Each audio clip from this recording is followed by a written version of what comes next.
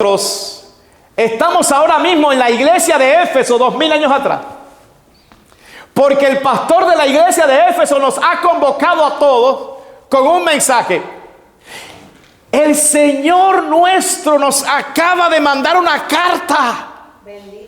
Vamos a reunirnos todos para ver qué es lo que el Señor nos manda decir a todos en esta carta. Imagínense, todos se reunieron para ver lo que Jesús tenía que decirle a ellos.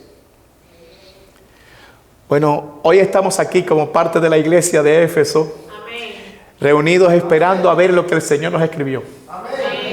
Amén. Vamos a ver lo que el Señor nos escribió. ¿Cuántos están a la expectativa? Amén. Aleluya. Vamos a ver la introducción. ¿Cómo es que? Imagínense todos ahí reunidos en la iglesia de Éfeso. El pastor se para, agarra la carta escrita por el apóstol Juan y comienza de esta manera la carta. Ahí el apóstol escribe, dice: escribe al ángel de la iglesia en Éfeso, el que tiene las 7 estrellas en su diestra, el que anda en medio de los 7 candeleros de oro, dice esto. Amén. Así comienza la carta. Escribe al ángel de la iglesia en Éfeso, el que tiene las 7 estrellas en su diestra, el que anda en medio de los 7 candeleros de oro, dice esto. Vamos a detenernos un momentico allí, porque esto que acabamos de leer es muy importante. Al apóstol Juan se le dio una orden: escribir una carta al ángel de la iglesia. La pregunta es: ¿quién es este ángel? El pastor. La palabra ángel significa enviado. Enviado. Y aunque esta palabra también se usa para describir a los seres espirituales angelicales, sin embargo, no podemos decir que esa carta fue escrita a un ser espiritual, a un ángel. Porque en todo el Nuevo Testamento, nosotros observamos que nunca un ángel del cielo dirige una iglesia. Siempre fueron hombres santos de Dios escogidos para liderar, ¿verdad? Para guiar, para pastorear, apacentar la grey de Dios. Así que el ángel de la iglesia aquí no es otro que el pastor o el anciano de la iglesia, el hombre escogido por el Espíritu Santo para guiar la iglesia de Jesucristo. De hecho, mis amados, en su despedida, el apóstol Pablo manda llamar a los ancianos de Éfeso para despedirse de ellos, porque nunca más van a ver su rostro. Y escuche lo que Pablo le dijo a los ancianos. Le dijo: por tanto, le dijo, mirad por vosotros y por todo el rebaño en que el Espíritu Santo os ha puesto por obispos, para apacentar la iglesia del Señor, la cual Él ganó por su propia sangre. La palabra obispos aquí también significa pastores, intercambiable, anciano, obispos, pastor, ¿verdad? Así que podemos decir que es lo mismo, es la persona que está en autoridad en una congregación. Por lo tanto, mis amados, el Espíritu Santo escoge hombres para que a través de ellos Cristo gobierne su iglesia. Y Cristo pueda pastorear a su iglesia y guiar a su iglesia. Por lo tanto, la carta aquí va dirigida al ángel de la iglesia, que es el pastor de la congregación local. Amén. Entonces, fíjese que la carta no fue dirigida al diácono de la iglesia, ni fue dirigida al tesorero o tesorera de la iglesia. La carta fue dirigida ¿a quién? Al ángel de la iglesia, que era el pastor. Evidentemente, eso no significa que la carta era exclusiva para el pastor. La carta era para toda la iglesia. Pero al dirigirla al pastor, el Señor nos está diciendo que Él respeta el orden de autoridad que Él ha establecido. Lo dije muy rápido, ¿eh? Jesús respeta el orden de autoridad que Él mismo ha establecido. Amén. Enseñándonos así a nosotros que debemos hacer lo mismo. Por eso agradezco mucho el acto que los hermanos hicieron aquí hoy, porque habla de esto, del respeto que se le debe tener al ángel de la iglesia, ¿verdad? Es decir, cualquier asunto que tenga que ver con la congregación local debe pasar por el pastor. Amén. ¿Por qué? Porque a través de ese anciano o pastor, Jesús gobierna su iglesia. Amén. Noten cómo es que el Señor se presenta aquí. Él dijo, el que tiene las 7 estrellas en su diestra, el que anda en medio de los 7 candeleros de oro, dice esto.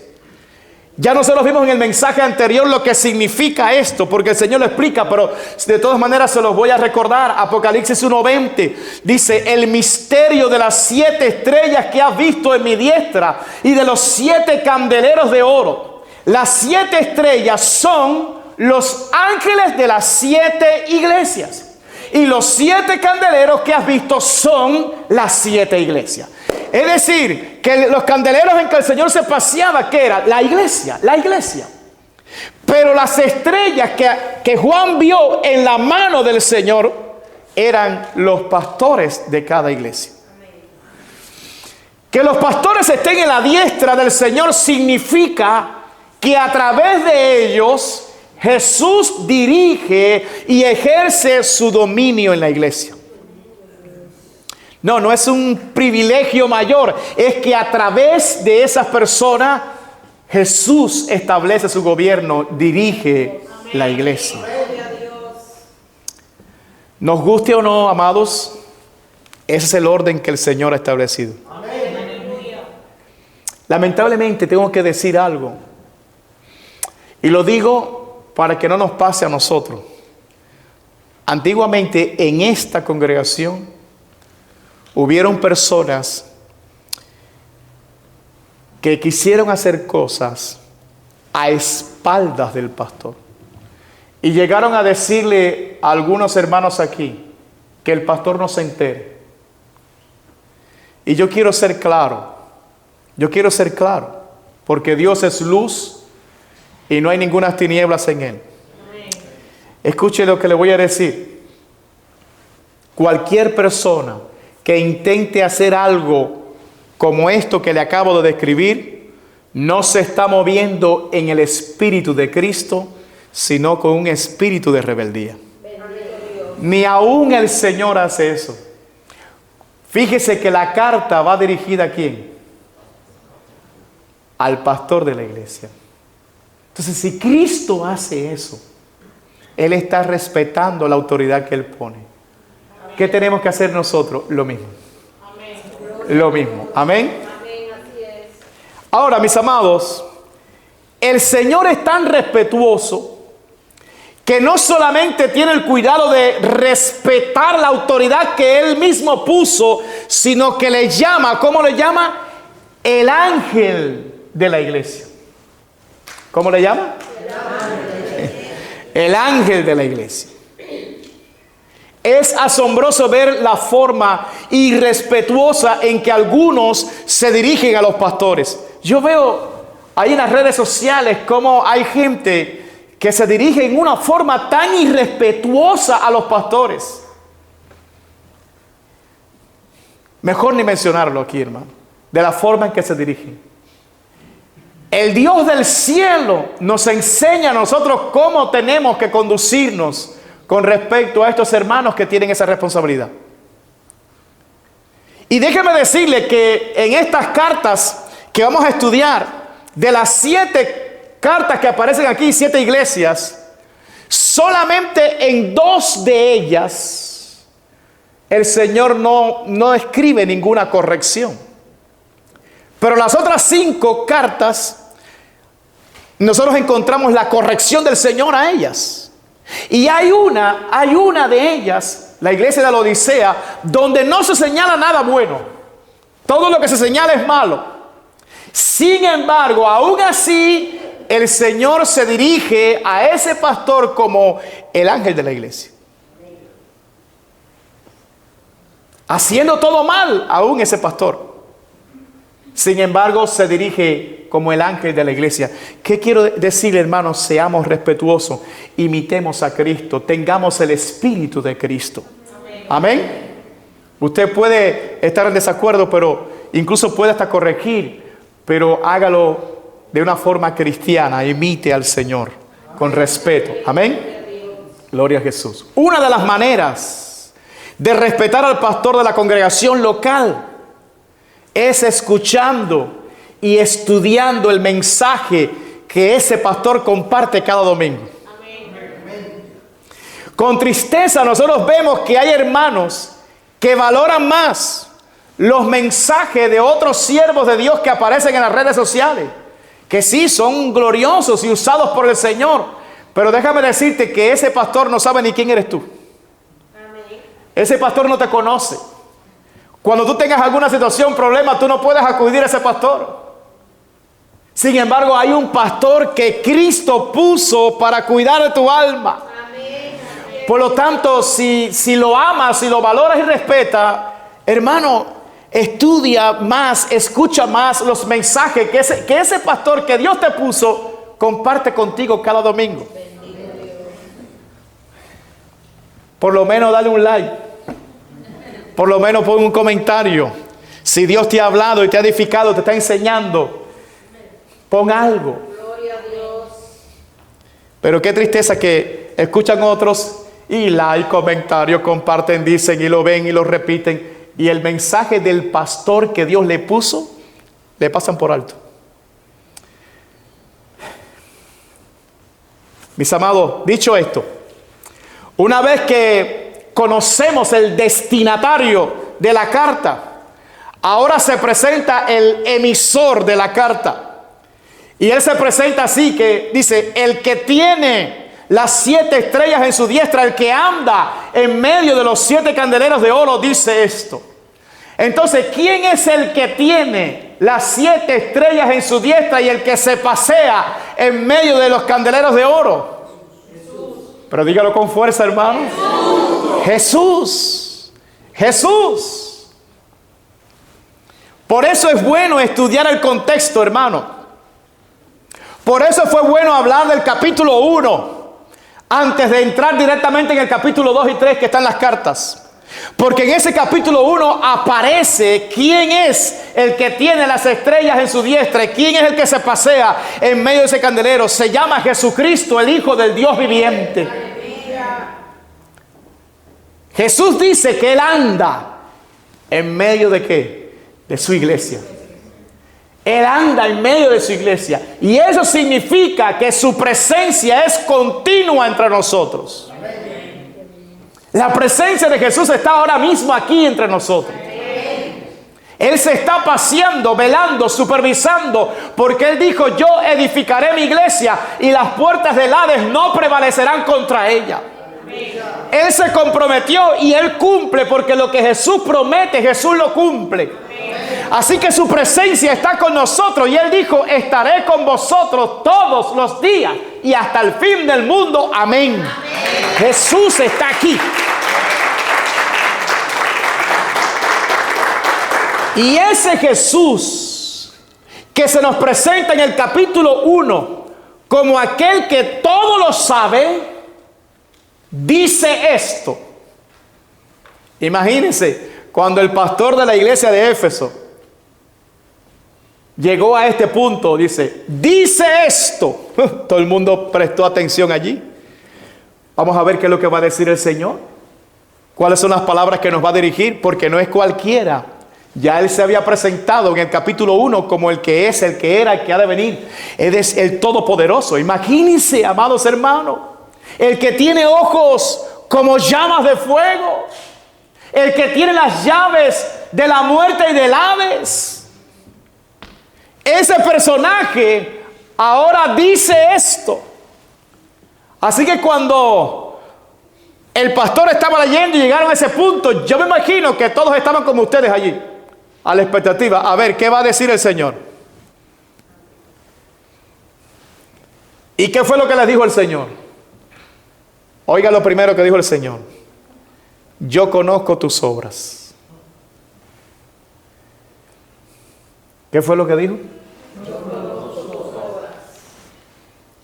Dice Jesús, yo conozco tus obras. Cuando tú estás escuchando una carta del mismo Señor, después de presentarse de esa manera que se presentó, y Él dice, yo conozco tus obras, esa frase es para temblar. Porque eso significa, tú puedes engañar a cualquiera en la tierra. Tú puedes disfrazarte de lo que tú quieras. Pero yo conozco tus obras. Me encantó que mi hija leyera el Salmo 139. Dice, lo mismo te son las tinieblas que la luz. Es decir, Dios lo mira todo. Puede ser la noche más oscura, sin estrellas, sin luna, pero Dios te está mirando. Jesús te está mirando. Y Él dice, yo conozco tus obras. Eso es para que la iglesia agarre temor en su corazón. No me ve el pastor, no me ve mis padres, mis hermanos, pero hay uno que te está mirando. Que lo sabe todo.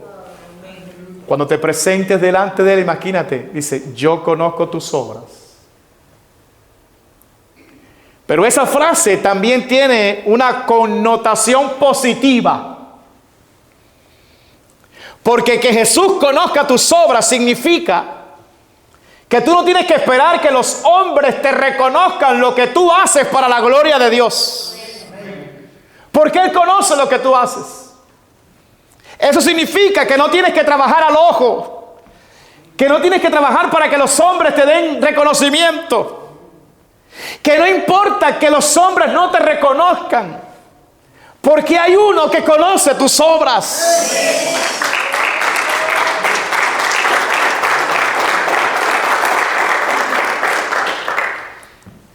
Por eso Jesús le dijo a esa iglesia, yo conozco tus obras, oiga, y tu arduo trabajo y paciencia, y que no puedes soportar a los malos, y has probado a los que se dicen ser apóstoles y no lo son, y los has hallado mentirosos, y has sufrido, y has tenido paciencia, y has trabajado arduamente por amor de mi nombre, y no has desmayado.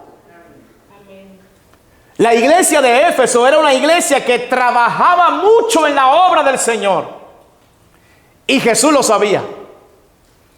De hecho, el Señor usa una frase que lo describe muy bien. Él dijo, y has trabajado arduamente por amor de mi nombre y no has desmayado. Yo sé que han venido circunstancias tremendas para que desmayes, sin embargo, yo he visto y he conocido que tú no has desmayado.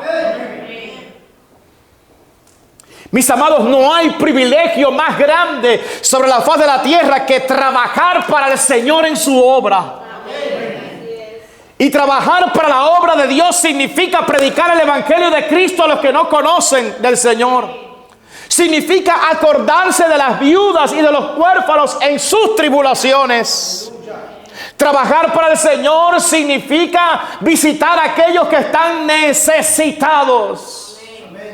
Trabajar en la obra del Señor significa acordarse de los que están presos, significa visitar a los enfermos y orar por ellos y bendecirlos en el nombre del Señor. Trabajar en la obra de Dios significa sostener a esos misioneros que trabajan por amor a Cristo y no por amor al dinero. Trabajar en la obra del Señor significa hacer cualquier cosa que engrandezca el reino de los cielos en esta tierra. La iglesia de Éfeso hacía esto de una manera ardua y el Señor se lo reconoció. Es que la obra en el Señor nunca es en vano. Qué bueno es que cuando Cristo nos evalúe a nosotros, Él diga que nosotros nos esforzamos arduamente para que el reino de Dios avance en esta ciudad. La iglesia de Éfeso era paciente. Y la paciencia, hermanos, es una cualidad extraordinaria. Con la paciencia se heredan las promesas. Hay que ser paciente para esperar lo que Dios ha prometido. Muchas veces la gente se desespera y por eso no obtiene lo que Dios tenía preparado para sus vidas. Pero la iglesia de Éfeso era paciente. Y con la paciencia se heredan las promesas. Con paciencia se soportan las flaquezas de los hermanos que son débiles en la congregación.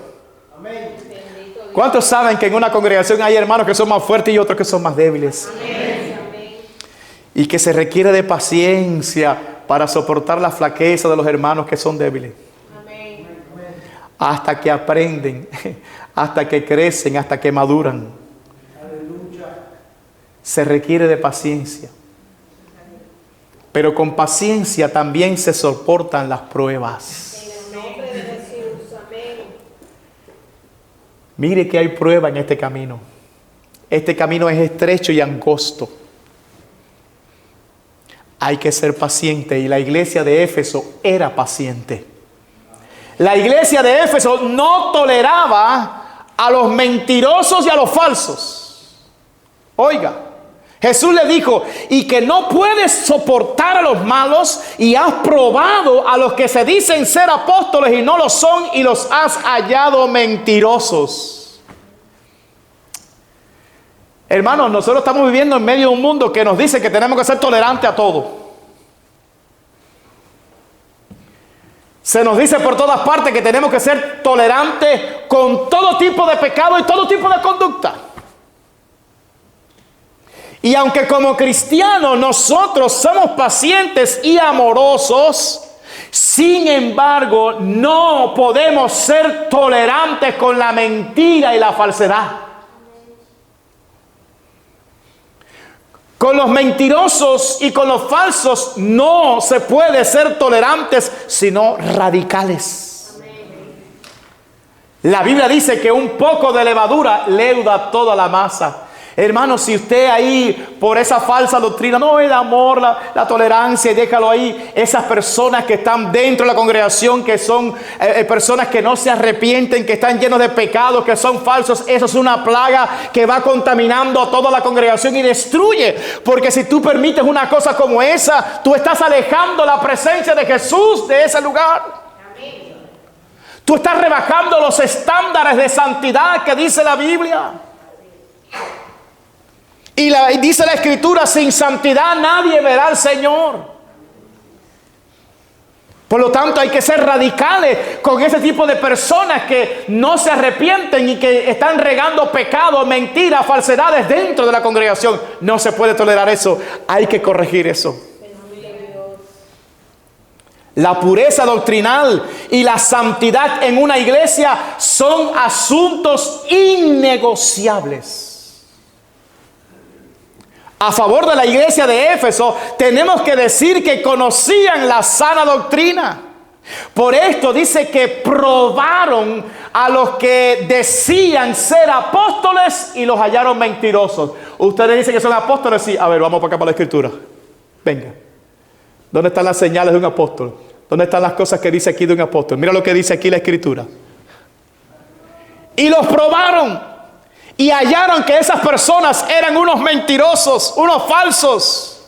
Eso habla bien de la iglesia de Éfeso. Eso dice que esa iglesia tenía conocimiento de la Biblia, conocimiento de la palabra de Dios. Imagínense, hermano, es que por esa iglesia pasaron hombres y mujeres de Dios extraordinarios. Por allí pasó Aquila y Priscila primero. Luego Apolos pasó por allí, nada más que Apolos. Pablo, el apóstol, estuvo allí, Timoteo y el apóstol Juan. Todos ellos ministraron en esta iglesia. Imagínense, hermano. Tenían la doctrina bien clara. Así que este pastor no solamente retuvo la enseñanza clara de la palabra, sino que enseñó a la iglesia la palabra de Dios. Algo muy bueno. Por eso es que más adelante el Señor le dijo: pero tienes esto, que aborreces las obras de los nicolaitas, las cuales yo también aborrezco. No se sabe mucho acerca de esta herejía, hermano, y su fundador. Hay teorías, pero no a ciencia cierta. Pero por la carta a Pérgamo más adelante podemos decir que esta falsa enseñanza implicaba inmoralidades sexuales y comer cosas sacrificadas a los ídolos. El Señor rechazaba eso, pero la iglesia de Éfeso también rechazaba eso. Así que podemos decir que la iglesia de los hermanos de esa iglesia de Éfeso eran como los hermanos de Berea. Los hermanos de Berea, cuando Pablo fue a predicarles, dice que eran más nobles que los de Tesalónica, porque ellos escudriñaban cada día las escrituras para ver si lo que Pablo decía era verdad. Entonces nosotros necesitamos una iglesia así.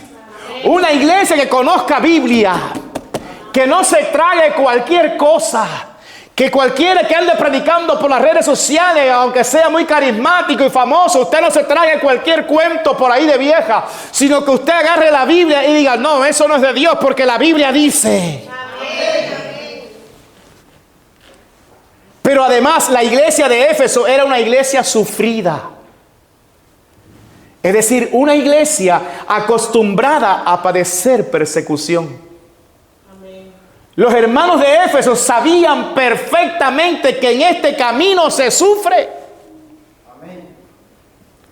No se extrañaban, sabían que aquí el que se entrega a Cristo en cualquier momento le arrancan la cabeza. Aquí cualquier emperador romano como Domiciano, que estaba en ese tiempo, se le inventa una persecución contra la iglesia y tenemos que sufrir y padecer todo. Era una iglesia sufrida, ellos sabían. Por eso aprendieron a soportar con paciencia todo tipo de persecución y obstáculo. Y el Señor les reconoció esa virtud, como también reconoció otra, pero la Biblia describe a Jesús aquí, el que tiene ojos como ¿qué? Como llamas de fuego.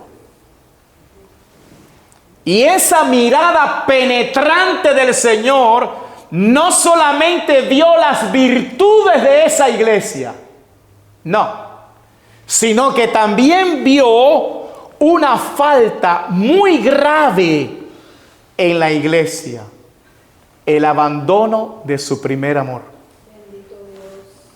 El abandono de su primer amor. Pero tengo contra ti, le dijo el Señor, que has dejado tu primer amor.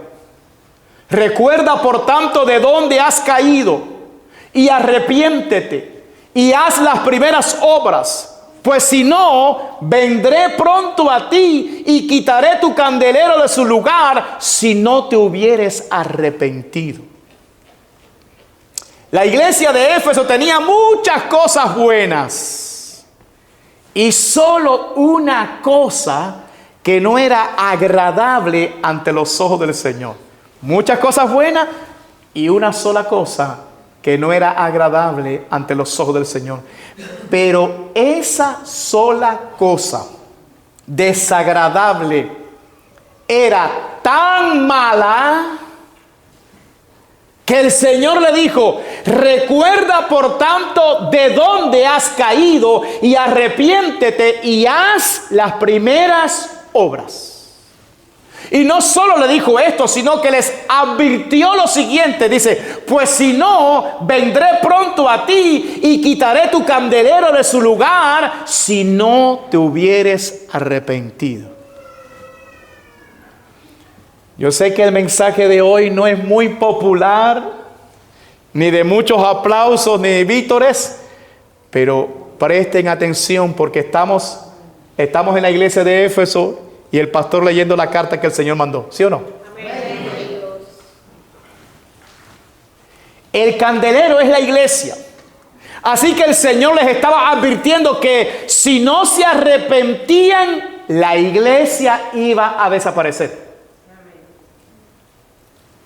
De manera que una iglesia que trabajaba arduamente, que tenía celo por la sana doctrina, que no toleraba a los malos y probó a los falsos apóstoles hallándoles mentirosos, y que era una iglesia sufrida, estaba advertida por el Señor de ser cerrada a menos que se arrepintieran.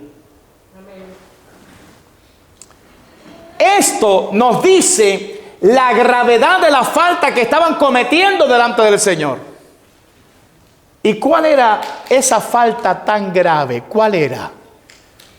Pero tengo contra ti que has dejado tu primer amor. ¿Qué es el primer amor? ¿Y por qué es tan importante? El primer amor no tiene nada que ver con sentimientos, sino con prioridad. Con prioridad. El primer amor no se mide por lo que sentimos, sino por a quién ponemos primero. La iglesia nunca debe olvidar que Cristo es lo primero. La iglesia nunca debe de olvidar que Jesús es nuestro Rey, Señor y Salvador. La iglesia nunca debe olvidar que somos propiedad de Jesús por cuanto Él nos compró con su sangre. La iglesia nunca debe de olvidar que el centro aquí no es la obra de Dios, sino el Dios de la obra. Por esa razón, fuimos llamados a tener plena comunión con Jesús, y de esa comunión con Él se desprende todo lo demás. En otras palabras, nuestro primer llamado es a estar con Él, a buscarlo a Él, a adorarlo a Él, a pasar tiempo con Él, y todo lo demás queda en un segundo plano. En Marcos capítulo 3, versos 13 al 15, escuche lo que pasó aquí porque esto es clave. Dice: después subió al monte, Jesús subió al monte y llamó así a los que Él quiso, y vinieron a Él, y estableció a 12 para que estuviesen con Él y para enviarlos a predicar. Escuche, vamos a ver si yo lo leo al revés, a ver qué pasa. Y estableció a 12 para enviarlos a predicar y que estuviesen con Él. ¿Está correcto así? No, ¿verdad? ¿Cuál es el orden que se establece ahí? Estableció a 12 ¿para qué? Para que estuviesen con Él, número 1, y número 2, y para enviarlos a predicar y que tuviesen autoridad para sanar enfermedades y para echar fuera demonios. La prioridad aquí está muy clara, muy clara. Primero es estar con Él. Amén. Estar con Él. Y después todo lo demás. Amén. ¿Es esto un capricho del Señor? No. Es que separados de Él, nada podemos hacer. Amén. Sin mí, dijo Cristo, nada podéis ¿qué? Hacer. Pero además, el primer amor, recuerden, es un asunto de prioridad. ¿Un asunto de qué? Prioridad. Prioridad. Jesús lo dijo muy claro. Mateo capítulo 10, verso 37. Mateo 10, 37. Escuche. Estas son palabras de Jesús. Y Él dijo: el que ama a padre o madre más que a mí, no es digno de mí. El que ama a hijo o hija más que a mí, no es digno de mí. Jesús no está diciendo que usted no ame a los suyos, sino que lo que Él reprocha es que usted los ame más que a Él. Yo sé que no dice mucho amén, pero todo lo que usted ame más que a Jesús es su verdadero Dios y Señor. Todo lo que usted ponga por encima de Jesús en su vida es un ídolo en su corazón. Por eso este asunto es tan grave. El primero y más grande mandamiento de toda la Biblia es: amarás al Señor tu Dios con todo tu corazón, con toda tu alma, con todas tus fuerzas y con toda tu mente. Nada ni nadie puede estar por encima de Jesús. ¿Cómo sabemos que hemos dejado el primer amor? Cuando algo o alguien que no sea Jesús pasa a ser la prioridad de nuestra vida. En ese justo momento hemos dejado el primer amor, hemos caído. El gran problema de los hermanos de Éfeso era que la obra de Dios y la doctrina bíblica habían reemplazado su devoción por el Señor. En otras palabras, ya no se apoyaban en las fuerzas que el Señor les daba, ahora se apoyaban en las suyas. ¿Por qué? Porque ya tenían conocimiento, ya sabían cómo era la doctrina, ya sabían cómo se vestían los cristianos, ya sabían cómo se alababa, cuál era el idioma de los cristianos, ya sabían todo. Entonces dejaron al Señor porque supuestamente ellos solos podían hacer las cosas. Y sí, eran muy celosos y trabajaban y le decían a los mentirosos, son mentirosos, pero habían dejado la devoción por el Señor, que es lo primero. Amén. Hablaban bonito, pero ya no había unción del Espíritu Santo en sus vidas. Sabían de doctrina, pero habían perdido el fuego del primer amor. Ya no había vida en ellos. Era un corazón frío, religioso. Es que la religión, mis amados, trae muerte. La religión trae muerte, pero la relación con el Espíritu Santo trae vida. La vida abundante que Cristo prometió. Entonces, ¿qué pasaba en ellos? Ya sabían todo, sabían cómo hacerlo según ellos. Y predicaban y hacían y cuantas cosas, pero habían dejado la devoción con el Señor. Entonces era una religiosidad todo, lo hacían por pura rutina.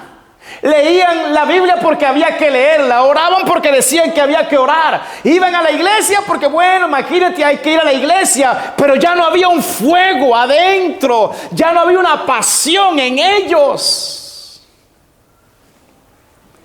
Por eso el Señor les dijo a los hermanos de Éfeso: recuerda por tanto de dónde has caído y arrepiéntete y haz las primeras obras. Todo lo que tenían que hacer estos hermanos era ¿qué cosa? Memoria, recordar. Si ellos se detenían a pensar cómo habían sido sus comienzos, si se detenían un momento a pensar cómo fueron aquellas primeras obras que ellos hicieron para el Señor, se darían cuenta que ya no era lo mismo. Ya no era lo mismo. Ya no había fuego.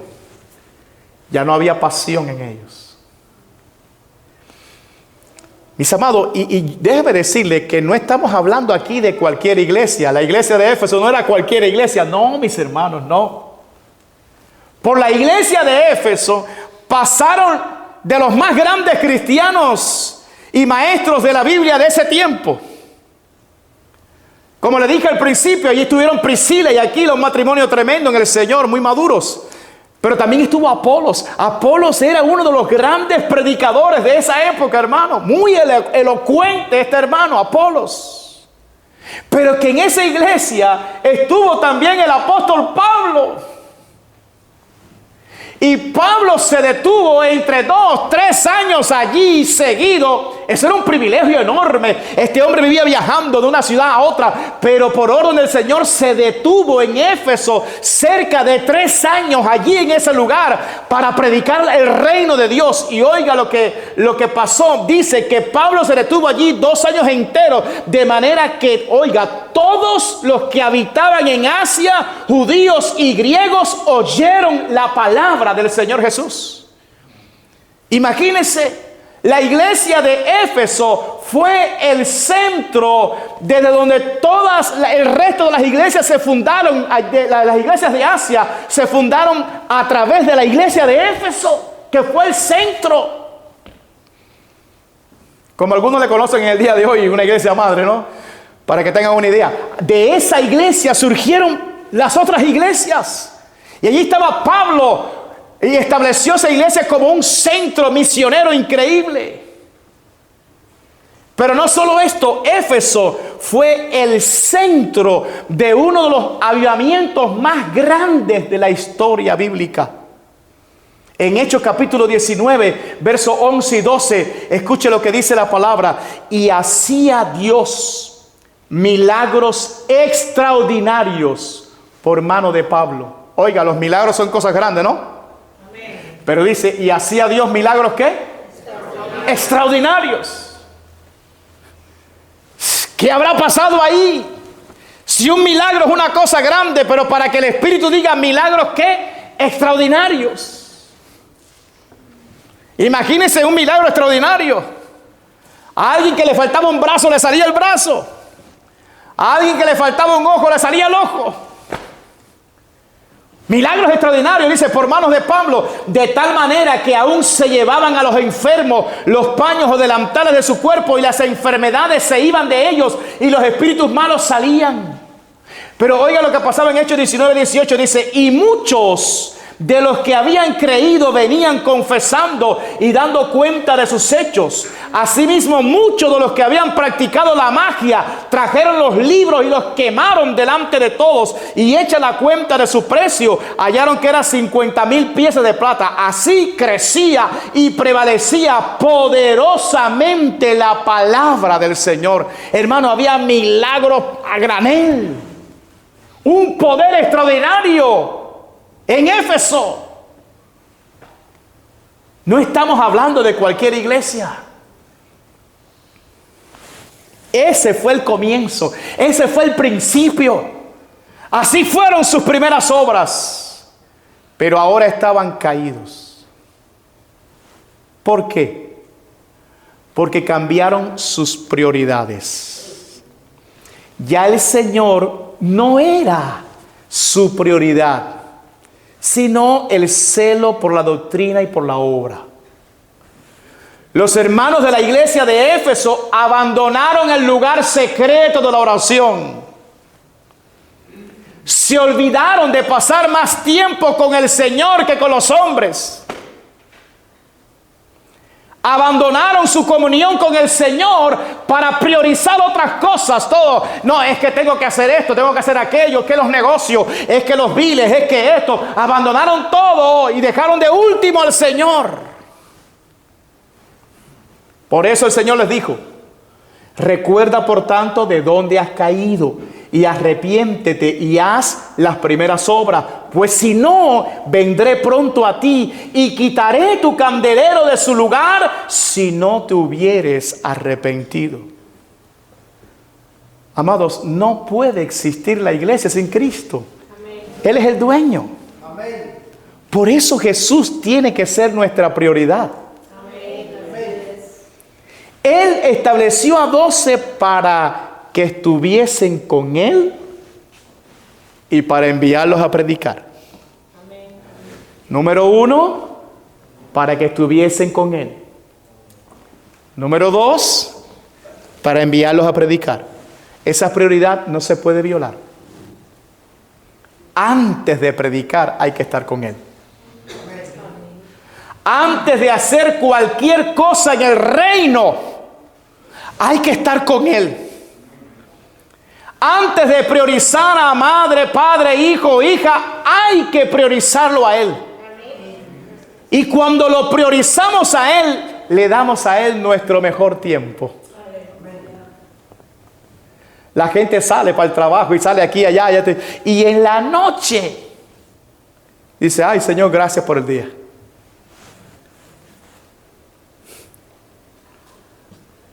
No, si usted lo prioriza a Él, En la mañana, antes que usted haga cualquier cosa, usted se va con Él, se encierra con Él y empieza a adorarlo, empieza a alabarlo y empieza a orar con Él. Y se mantiene el fuego del primer amor en su corazón. Cuando lo priorizamos a Él, le damos nuestro mejor tiempo a Él. Le damos nuestros dones a Él. Le damos nuestros talentos a Él. Se lo damos todo a Él porque Él nos dio todo a nosotros. Cuando lo priorizamos a Él, hermano, mire, su palabra se convierte en nuestra delicia. No es una carga, es una delicia. Y estamos aquí por hora leyendo esto, estudiando y repasando aquí, gloria al Señor, y buscando los secretos y las perlas preciosas que hay en esta palabra. Cuando lo priorizamos a Él, adorarlo se convierte en un banquete que brota de nuestro corazón. Gloria a Dios.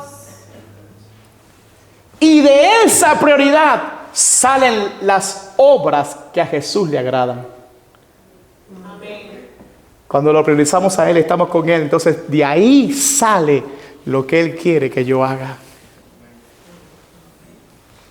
Todo parece indicar que los hermanos de Éfeso no se arrepintieron, porque en esa zona no existe ni una iglesia en millas a la redonda. Jesús cumplió su advertencia, quitó su candelero de su lugar. Nosotros deberíamos entender que Jesucristo no solamente cumple sus promesas, Él también cumple sus advertencias. Amén. El Señor concluye la carta con una promesa: el que tiene oído, oiga lo que el Espíritu dice a las iglesias. Al que venciere, le daré a comer del árbol de la vida, el cual está en medio del paraíso de Dios. El Señor no dijo a la iglesia, el Señor dijo a las iglesias. El que tiene oído, oiga lo que el Espíritu dice a las iglesias. Es decir, que este mensaje no fue solo para aquella iglesia local, sino también para nosotros. Amén. El que tiene oído, oiga lo que el Espíritu dice a esta iglesia hoy. Gloria a Dios. 2 o 3 dijeron amén, está bien. ¿Y qué es lo que el Espíritu estaba diciendo? Dice: al que venciere, le daré del árbol, a comer del árbol de la vida, el cual está en medio del paraíso de Dios. El vencedor aquí es aquel creyente que entiende que está frío, que ya no está como al principio, y se arrepiente. Amén. Y se arrepiente. Bendito Dios. Es decir, es el creyente que vuelve otra vez a los pies del Señor. El creyente que dice: hace tiempo que yo no siento ese río corriendo, fluyendo por todo mi interior. Eso fue lo que Jesús dijo acerca del Espíritu que había de recibir los que creyesen en Él. Es como un río que brota por todo nuestro interior, un río que da vida, un río de fuego. Si hace tiempo que ese río no brota en ti, sabe, arrepiéntete y corre a los pies de Cristo a buscar ese río. Entonces serás un vencedor. El vencedor aquí es aquel que prioriza a Jesús. Es aquel que pone a todos y a todo en un segundo plano, porque ama más al Señor que a todos y a todo. Ese creyente recibe la gran recompensa. Al que venciere, le daré a comer del árbol de la vida, el cual está en medio del paraíso de Dios. Ese árbol de la vida un día estuvo en el paraíso terrenal, en el huerto del Edén, pero por el pecado fue quitado ese árbol de allí y ahora está en el paraíso de Dios. Y ese árbol de la vida significa una cosa: la vida eterna. Aquel creyente que prioriza a Jesús en su vida tiene vida eterna. Amén.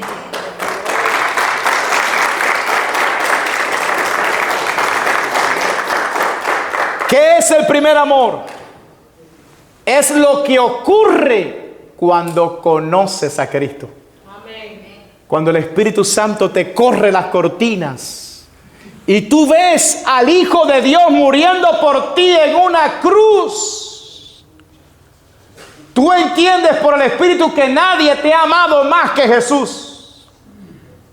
Cuando el Espíritu Santo te muestra cuánto tú has pecado contra Jesús, cuánto tú has ofendido al Hijo de Dios, y como respuesta a tu pecado, escuchas al Hijo de Dios abriendo su boca en la cruz y diciendo: Padre, perdónalos porque no saben lo que hacen. En ese momento tú descubres por el Espíritu que nadie te ha amado tanto como Jesús.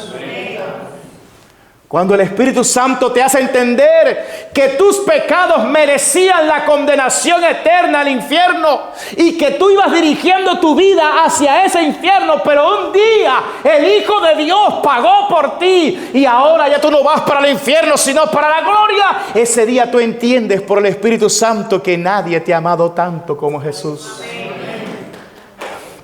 ¿Y cuál es la respuesta natural ante tanto amor? Hay una sola respuesta: el amor. El amor. Eso fue lo que dijo el apóstol Juan. Nosotros le amamos a Él porque Él nos amó primero.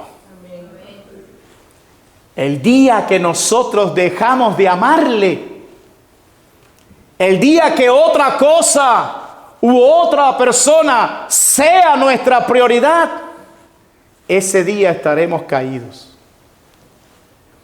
Y no importa lo mucho que hagamos, a los ojos de aquel que tanto nos amó, todo eso no tiene valor. Como bien dijo el apóstol Pablo, 1 Corintios 13, del 1 al 3, él dijo: si yo hablase lenguas humanas y angélicas y no tengo amor, vamos a ponerle ahí, y no tengo el primer amor, para que me entiendan, vengo a ser como metal que resuena o címbalo que retiñe, es decir, alguien hueco, algo en vacío. Y si tuviese profecía y entendiese todos los misterios y toda ciencia, y si tuviese toda la fe de tal manera que trasladase los montes y no tengo el primer amor, nada soy.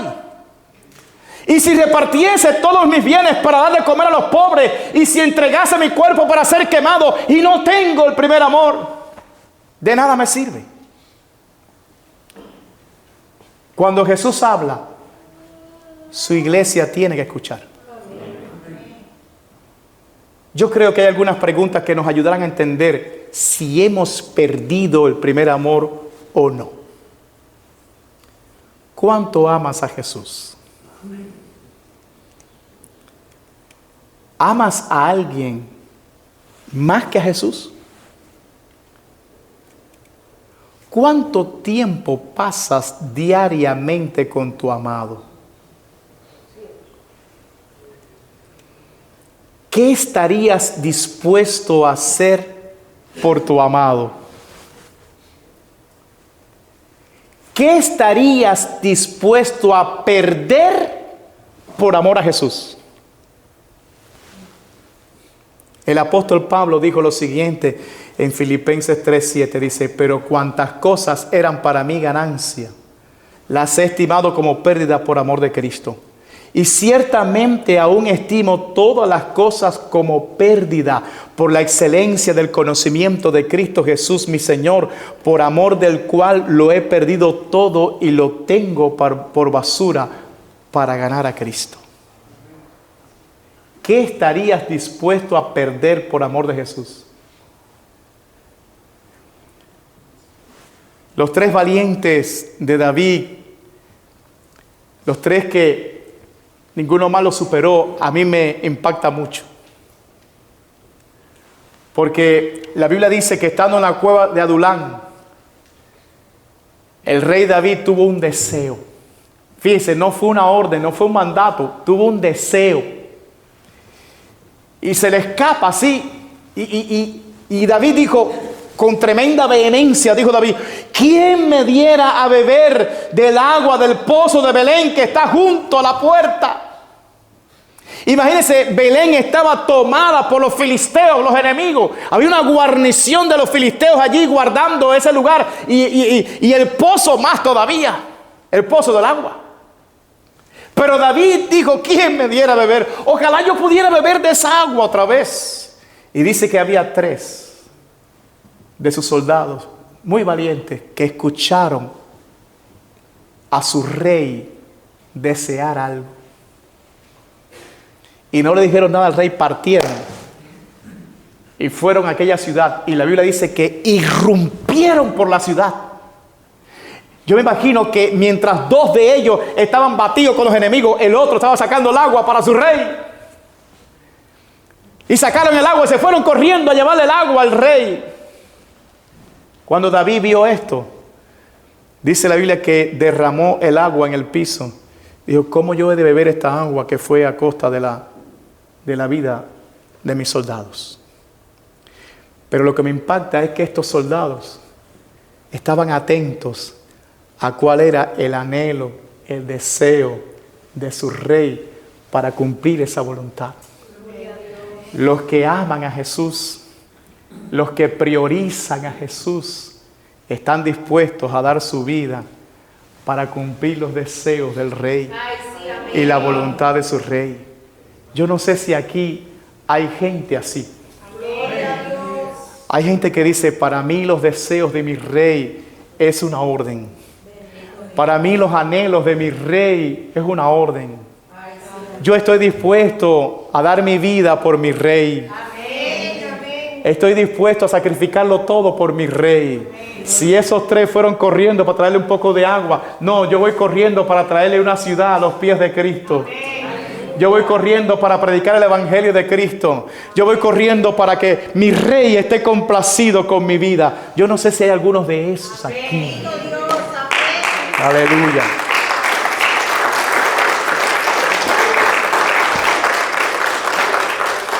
Y termino diciendo una palabra a los amigos. Romanos capítulo 5, verso 8.